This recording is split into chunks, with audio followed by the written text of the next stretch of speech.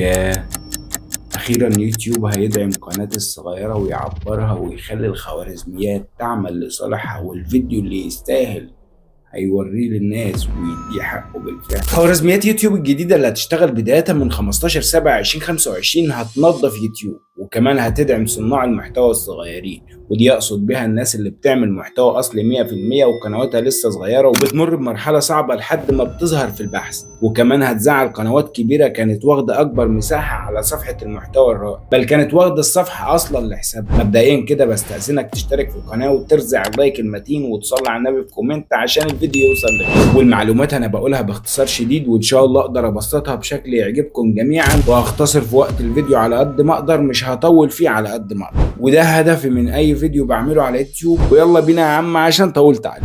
أولا إزاي يوتيوب هينضف؟ شوف يا سيدي، يوتيوب بتقول في تحديثها الأخير إنها هتنهي الربح من المحتوى المكرر والمسروق والقنوات اللي بتجيب مشاكل حقوق نشر كتير، يعني اللي كان بيسرق فيديوهات وأفلام ومسلسلات ويقطعهم وينزلهم نقول له بالسلامة. طيب والفيديوهات اللي معمولة بالذكاء الاصطناعي إيه ظروفها وإيه حكايتها؟ يوتيوب قالت لك اعمل يا سيدي فيديوهات بالذكاء الاصطناعي زي ما أنت عايز، بس لازم تضيف لمستك الخاصة عليها ومنتجك القوي عشان تدعمها ونوصلها للناس. وكمان لازم تفعل خاصية إنشاء عن طريق الذكاء الاصطناعي وانت بتنزل الفيديو، ودي مهمة جدا عشان الفيديو بتاعك ياخد حق. دي هتلاقيها في اعدادات تنزيل الفيديو سواء كنت بتنزل فيديو من موبايل او كمبيوتر. يعني من الاخر بالنسبة لجزئية القنوات اللي هيتقفل عليها الربح، هي القنوات اللي بتسرق محتوى مش بتاعه وفيديوهات متنوعة وحاجات مش مفهوم لها محتوى وما إلى ذلك. نيجي بقى للنقطة اللي يوتيوب هيدعم فيها القنوات الصغيرة وهيغير شكل صفحة المحتوى الرائج، وكمان في قنوات كبيرة مش هيعجبها الكلام ده. يوتيوب فعلت صفحة المحتوى الرائج سنة 2015،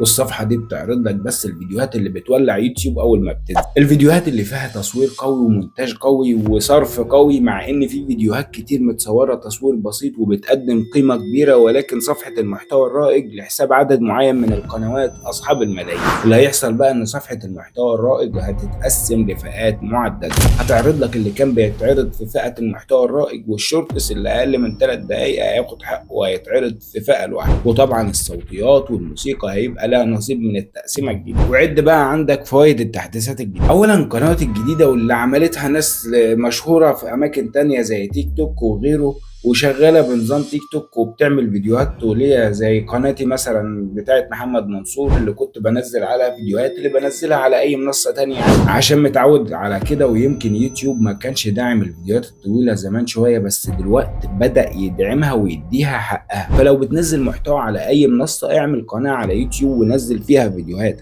ولو ما بتعملش محتوى لسه بتفكر، الفرصة لسه قدام. الحق لك حتة من التكنولوجيا وتعلم حاجة تنفعك في الزمن اللي روبوت فيه هيشغل وظائف كتير جدا في المجتمع، ويمكن يشغل وظيفتك انت كمان. فتعلم لك حاجة واستغل السوشيال ميديا وحاول تاخد لك مكان على السوشيال ميديا ايا كان نوع المكان ده. فهم الذكاء الاصطناعي والتعامل معاه والخروج منه بنتيجة كويسة والتكنولوجيا بشكل عام هو جزء كبير من تعايشك مع الواقع. اما بقى الاندماج مع الواقع بشكل كامل فهو شيء لابد منه عاجلا ام اجلا، ولو ما فكرتش فيه دلوقتي اكيد هتفكر فيه بعدين لما تلاقي روبوت خد مكانك. فحاول تتعلم حاجة تشتغلها جنب شغلك او على ارض الواقع. ده اكتر وقت بتلاقي فيه منصات عايزة صناع محتوى وناس عايزة خدمات لا حصر لها اونلاين زي التصميم والمونتاج واداره القنوات وغيرهم كتير من الاعمال اللي ممكن تنقلك نقله تانية لو فكرت وبدات واتعلمت. اشترك في قناه تيكتيكا، وبرضه اشترك في قناه محمد منصور اللي هو انا يعني، وهسيب لك لينك قناتي الاساسيه اللي بقدم عليها فيديوهات توعيه اجتماعيه عامه، يعني هتلاقي قصه حلوه معلومه مفيده رايي ببعض الترندات اللي ممكن